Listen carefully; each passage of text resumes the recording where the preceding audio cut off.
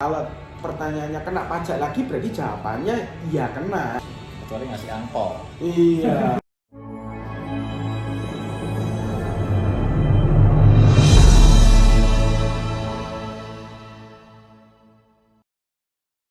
Muhammad Abdul Rahman. Kita terima gaji kan sudah ada potongan pajak. Kita beli emas perak ke PIT gitu ya. Ada pajaknya lagi juga kan? Kalau kita beli emas di grup-grup medsos, kan tidak ada pajaknya. Yeah. Kalau ketahuan petugas pajak, apa nanti akan dikenakan pajak lagi? Oke. Nah, sebenarnya gini, kita beli emas tujuannya apa dulu?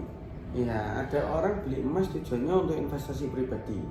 Karena dia punya sumber penghasilan dari tempat lain dan sedikit pundi-pundinya yang dia peroleh itu diinvestasikan dalam bentuk emas. Ada orang yang beli emas untuk diperdagangkan kembali atau mungkin digunakan sebagai main jobnya dia, ya kan. Nah, kalau intinya kalau kita beli dari perusahaan yang dalam tanda kutip skalanya besar gitu ya, kemudian mereka mungkin sudah PKP atau pengusaha kena pajak yang dia pungut PPN nih setiap kali kita beli ke mereka gitu ya. Nah, di saat nama kita itu dicantumkan, entah itu untuk investasi maupun itu untuk kita jadikan alat untuk berdagang lagi, itu sebenarnya nggak ada masalah selama penghasilan yang kita ungkap lebih besar daripada nilai pembelian emas tersebut. Kan tadi rumusnya ya kan, penghasilan harus sama dengan kenaikan aset ditambah biaya hidup. Kalau untuk investasi berarti masuknya itu ke kenaikan aset. Kalau untuk diperjualbelikan kembali, ya kan, berarti nanti tinggal hitung-hitungan berapa uang masuk, berapa uang keluar, itulah penghasilannya dia, gitu. Nah, kalau beli ke pabrikan besar, kena faktur pajak, waktu kita jual kena pajak lagi enggak? Jawabannya kena pajak penghasilan. Yang dipungut oleh pabrikan besar atau mungkin suppliernya atau orang yang jual emas ke kita itu pajak pertambahan nilai. Itu adalah pajak atas konsumsi. Beda dengan pajak penghasilan di saat kita melakukan trading emas tersebut ke customer kita. Jadi harus bisa bedakan nih, pajak pertambahan nilai itu dipungut saat kita beli dan pajak penghasilan akan kita bayarkan kepada negara secara self assessment, secara menghitung, menyetor dan melapor sendiri dari selisih keuntungan yang kita peroleh. Ya, jadi beda.